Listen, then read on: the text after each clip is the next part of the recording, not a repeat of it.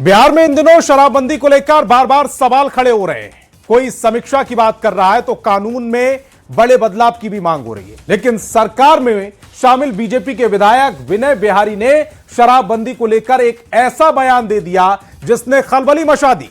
विनय बिहारी ने शराबबंदी कानून को ही खत्म करने की पैरोकारी कर दी है, यह दलील देते हुए कि बिहार में आसानी से हर जगह शराब मिल रही है।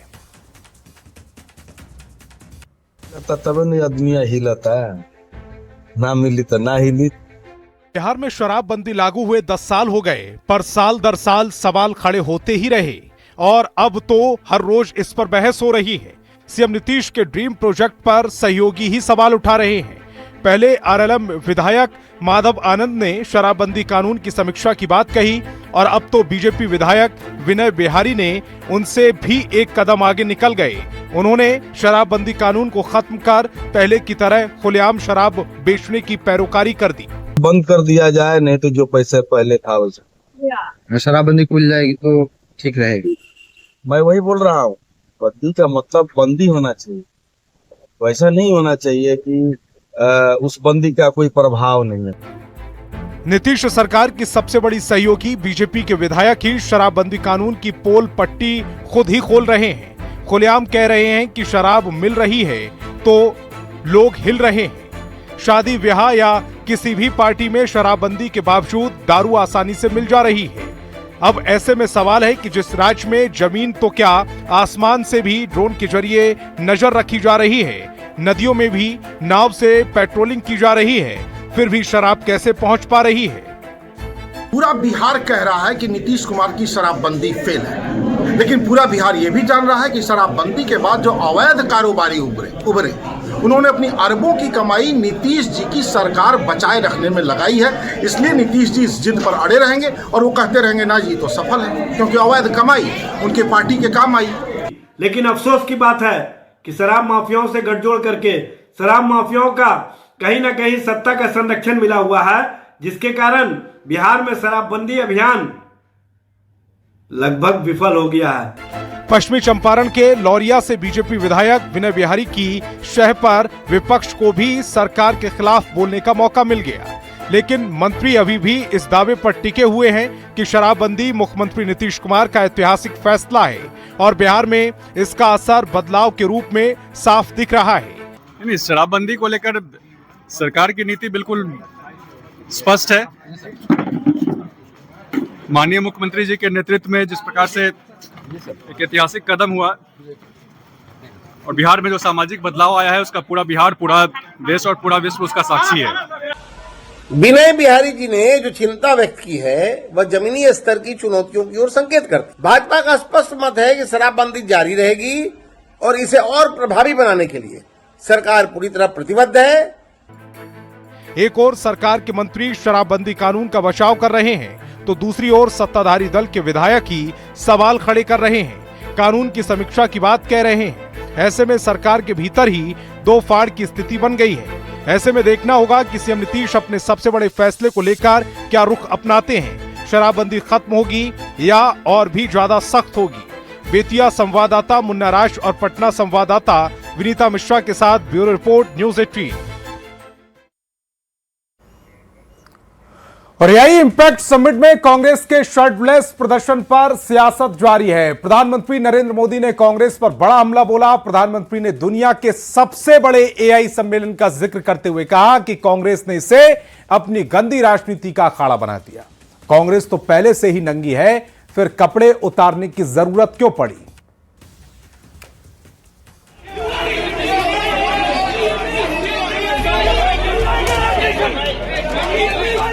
देश तो जानता है आप पहले से ही नंगे हो, फिर कपड़े उतारने की जरूरत क्या पड़ी? एआई इम्पैक्ट समिट में यूथ कांग्रेस के कार्यकर्ताओं के शर्टलेस प्रदर्शन के बाद सियासी बवाल बढ़ता जा रहा है। एआई इम्पैक्ट समिट में यूथ कांग्रेस कार्यकर्ताओं के शर्टलेस प्रदर्शन पर सियासत उफान पर है। पीएम मोदी ने मेरठ की धरती से कांग्रेस के प्रदर्शन पर बड़ा हमला किया। पीएम मोदी ने दुनिया के सबसे बड़े एआई सम्मेलन का जिक्र करते हुए कहा कि कांग्रेस ने इसे अपनी गंदी राजनीति का अखाड़ा बना दिया। कांग्रेस तो पहले से ही नंगी है, फिर कपड़े उतारने की जरूरत क्यों आ पड़ी? कांग्रेस और इसके इकोसिस्टम ने क्या किया? साथियों, कांग्रेस ने भारत के एक वैश्विक आयोजन को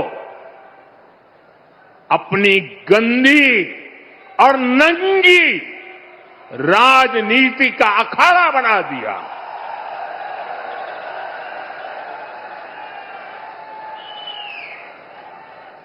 समारोह स्थल पर विदेशी अतिथियों के सामने कांग्रेस के नेता कपड़े उतारकर पहुंच गए।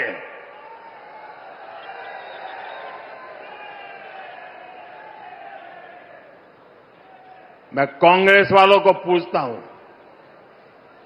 देश तो जानता है आप पहले से ही नंगे हो, फिर कपड़े उतारने की जरूरत क्या पड़ी? पीएम मोदी ने कांग्रेस के प्रदर्शन को बेशर्म बताते हुए कहा कि देश की सबसे पुरानी पार्टी दिवालिया और दरिद्र हो गई है। कांग्रेस अपने ही देश को बदनाम करने में जुटी है। कांग्रेस के नेताओं ने वहां जो कुछ किया वो दिखाता है कि देश की सबसे पुरानी पार्टी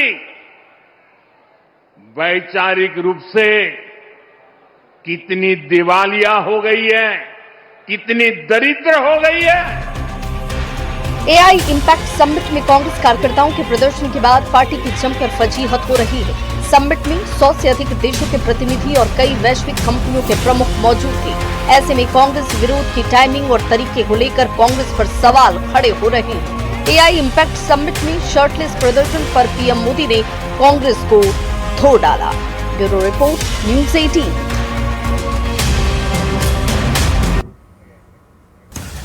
रविवार का दिन युवा क्रिकेटर वैभव सूर्यवंशी के लिए डबल धमाके वाला रहा। अंडर 19 वर्ल्ड कप में शानदार प्रदर्शन पर सीएम नीतीश ने वैभव को 50 लाख रुपए के चेक से सम्मानित किया।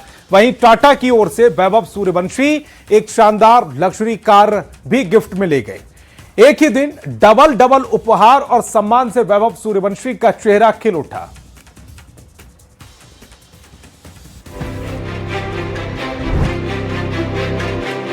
मेहनत और प्रतिभा के दम पर जब कोई अपनी पहचान बनाता है, सफलता हासिल करता है, तो उस कामयाबी की तस्वीर कुछ ऐसी दिखती है। जैसी तस्वीर रविवार को राजधानी पटना में कर्णी मार्ग स्थित मुख्यमंत्री आवास पर देखने को मिली। महज 14 साल की उम्र में क्रिकेट जगत में सनसनी बन चुके वैभव सूर्यवंशी को जब मुख्यमंत्री नीतीश कुमार ने सम्मानित किया तो उनका चेहरा खुशी से खिल उठा। मैं मंगल कामना करती हूँ, उनको आशीर्वाद देती हूँ कि वो इसी तरह से भारत के लिए खेलते रहे। मैं उम्मीद रखती हूँ कि वो सबसे युवा खिलाड़ी बनेंगे जो सीनियर टीम में आने वाले समय में भी रिप्रेजेंट करेंगे।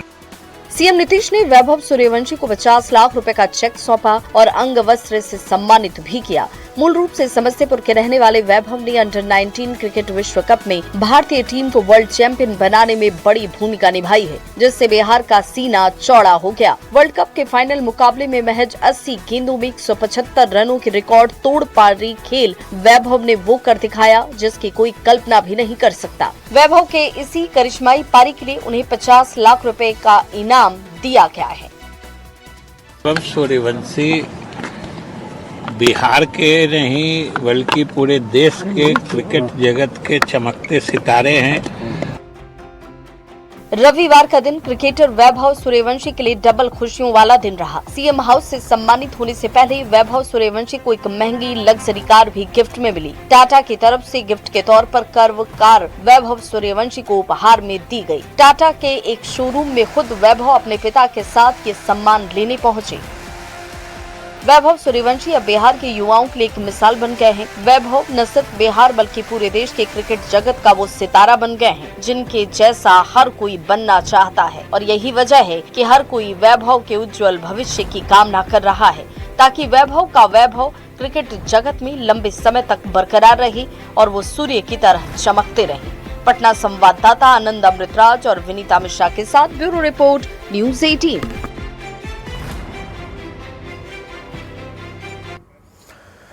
दरभंगा से एक अजीबोगरीब मामला सामने आया। एक तरफ जहां पूरे बिहार में अवैध अतिक्रमण को हटाने का काम चल रहा है, लेकिन दूसरी तरफ दरभंगा के बाजितपुर थाने की जमीन पर एक मुखिया पति के द्वारा कथित तौर पर कब्जा करने का आरोप लगा है।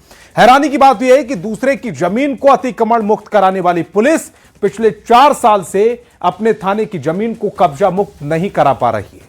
इसी पर देखिए एक खास रिपोर्ट।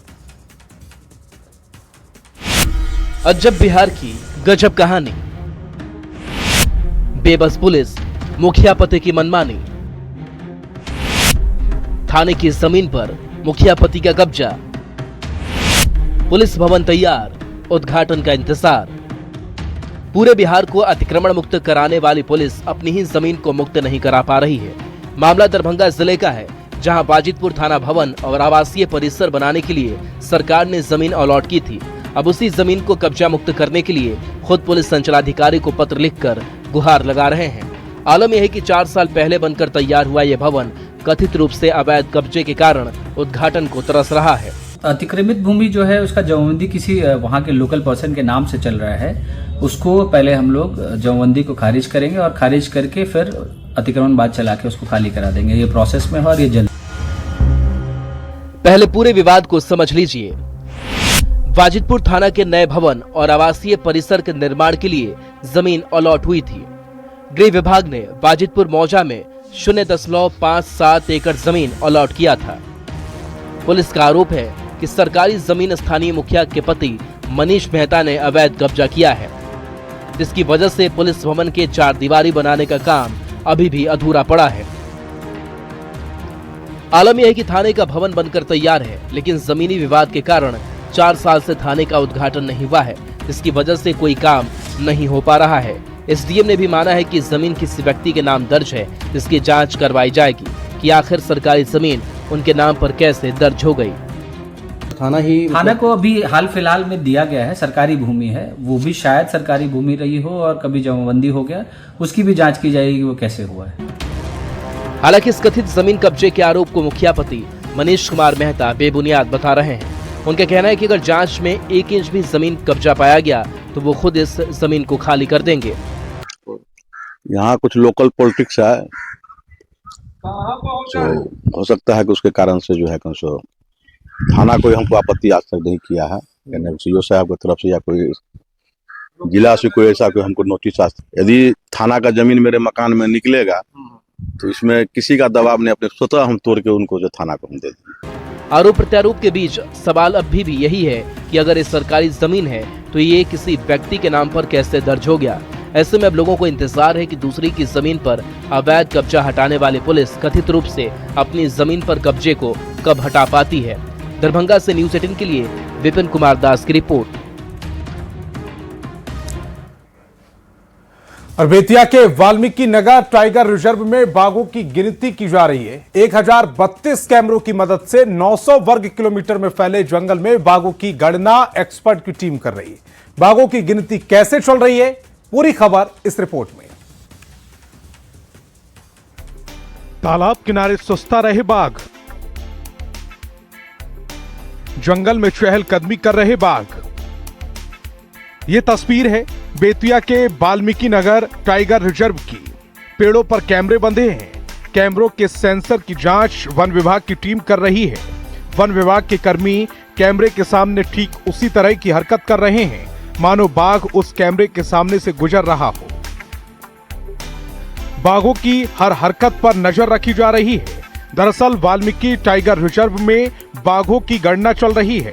बाघों की गणना को लेकर वाल्मीकि टाइगर रिजर्व प्रशासन उत्साहित है। 1032 कैमरों की मदद से 900 वर्ग किलोमीटर में फैले जंगल में बाघों की गणना करने में एक्सपर्ट की टीम लगी है। डेटा हम लोग का 54 टाइगर है। हम लोग उम्मीद करते हैं कि जो टाइगर का जो है हम लोग का संख्या जो बढ़ोतरी होगी, लेकिन अब आकलन होने के बाद एग्जैक्ट फिगर हम लोग पता चलेगी। क्योंकि टाइगर कैसे ही है कि जो हम लोग के ऑलमोस्ट हम लोगों का जो कैरिंग कैपेसिटी पर हम लोग है अभी, इसमें पॉपुलेशन तो है, उसमें मतलब बर्थ भी है, हम लोग का रेस्क्यू भी हुआ है, कुछ हम लोग का जो नेचुरल कासेस डेथ भी है। इस हिसाब से जो है हम लोगों का जो इसको अब रहेगा पॉपुलेशन, लेकिन हम लोग का हेल्दी पॉपुलेशन अभी तक देखा जा रहा है। 4 साल पर बाघों की गणना की जाती है, जिसका आंकड़ा टाइगर डे पर प्रधानमंत्री जारी करते हैं। साल 2022 की गणना के अनुसार बिहार के वाल्मीकि टाइगर रिजर्व में 54 बाघ हैं। हाल के दिनों में बेहतर हैबिटेट के जरिए कई नए बाघों की तस्वीरें भी कैद हुई हैं, जिससे बाघों की संख्या में बढ़ोतरी के अनुमान लगाए जा रहे हैं। आइए अब जान लेते हैं कि बाघों की गिनती कैसे होती है। बाघों की गिनती एक जटिल प्रक्रिया है। हर 4 साल में एक बार गिनती होती है। गिनती कई चरणों में की जाती है। आधुनिक तकनीक और एप्स का इस्तेमाल होता है। आधुनिक तरीके में कैमरों का इस्तेमाल किया जाता है। सेंसर वाले कैमरा ट्रैप लगाए जाते हैं। कैमरा बाघों के आते ही फोटो खींच लेते हैं। बाघ की काली धारियों का मिलान होता है। बाघों की काली धारी दूसरे से नहीं मिलते। काली धारी इंसानों के फिंगरप्रिंट्स की तरह होती हैं। बेतिया के वाल्मीकि नगर टाइगर रिजर्व में बाघों की गिनती शुरू हो गई है। बाघों की गिनती के लिए हाईटेक कैमरे लगाए गए हैं, जिन पर ना तो बारिश, आंधी, तूफान का असर होता है, ना ही ये रात में काम से चूकेंगे। यानी वाल्मीकि नगर टाइगर रिजर्व से बड़ी खुशखबरी मिलने वाली है। न्यूज़ 18 के लिए बेतिया से मुन्ना राज की रिपोर्ट। बिहार में खुले में मांस की बिक्री पर बैन का असर अब दिखने लगा है। कुछ ऐसी ही तस्वीर दरभंगा से सामने आई, जहां दशकों से मौजूद मांस की दुकानों को बंद करवा दिया गया। हालांकि मांस व्यापारियों के लिए सरकार ने वैकल्पिक व्यवस्था भी की है, ताकि उनकी रोजी रोटी पर कोई असर ना हो। खुले में मांस की बिक्री पर बैन। दरभंगा में दिखने लगा फैसले का असर।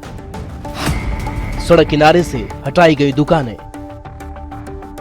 बिहार सरकार द्वारा अवैध बूचड़खाने और खुले में मांस बेचने पर बंद के ऐलान का असर दिखने लगा है।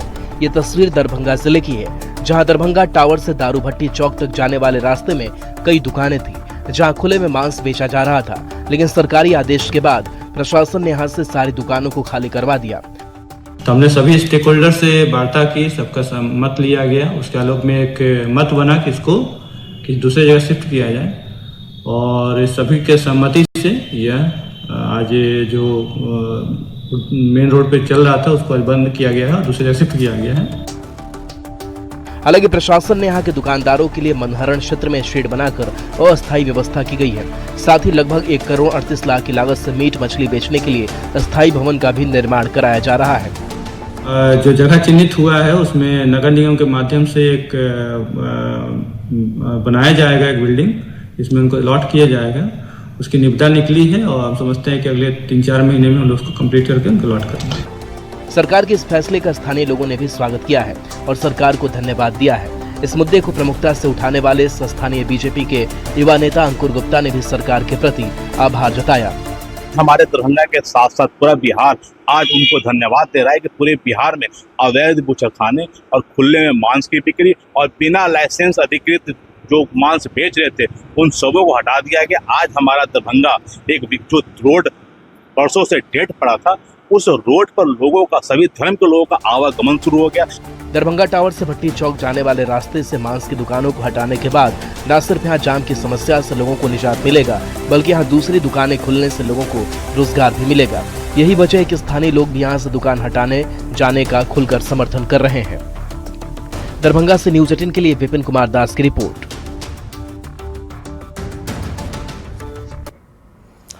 और अब हम आपको एक ऐसी खौफनाक कहानी दिखाने जा रहे हैं जिसे देख आपके रोंगटे खड़े हो जाएंगे। मैच 6 महीने के प्यार में हैवानियत की वो कहानी हम आपको दिखाने जा रहे हैं जिसने एक लड़की की जिंदगी पूरी तरह से बर्बाद कर दी। ऑनलाइन दोस्ती, फिर लिव इन रिलेशनशिप और आखिर में जानलेवा गुस्सा। देखिए रिपोर्ट।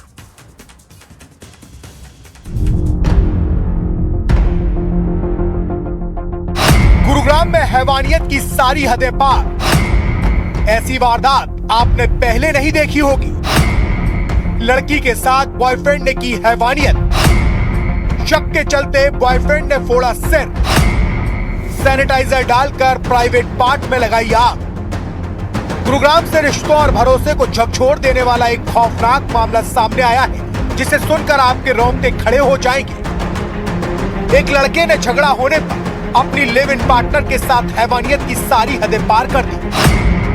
आरोप है कि लड़के ने पहले तो गर्लफ्रेंड को बुरी तरह से पीटा, फिर उसके सिर पर स्टील की बोतल दे मारी। इसके बाद उसने गर्लफ्रेंड के सिर को बेड और अलमारी पर दे मारा और जब इतने से भी बॉयफ्रेंड का गुस्सा शांत नहीं हुआ तो उसने लड़की को लात घूंसे मारे और सिर पर मिट्टी का मटका फोड़ दिया। हैवानियत की इंतहा तो तब हो गई जब उसने लड़की के प्राइवेट पार्ट पर सैनिटाइजर डालकर आग लगा दी। लड़की के साथ हुई हैवानियत की दास्तान को उसकी मां ने बयां किया, जिसे सुनकर आपकी आत्मा सिहर उठेगी। जिंदा देखना चाहते हो तो मुझे बचाओ। मुझे ये लड़का शिवम नाम का लड़का मुझे 3 दिन लगातार इतना पिटाया, मेरा प्राइवेट पार्ट में सैनिटाइजर डाल के रोज 1 दिन से 3 बार प्राइवेट पार्ट जलाता है। मेरा हैंड, लेग, अंगुली, हाथ का अंगुली, हाथ में और ठूठ में सब जगह में सैनिटाइजर देकर जला दिया। मेरे प्राइवेट पार्ट को सब कुछ खत्म कर दिया, उसको रेप दिया, मुझे रेप किया।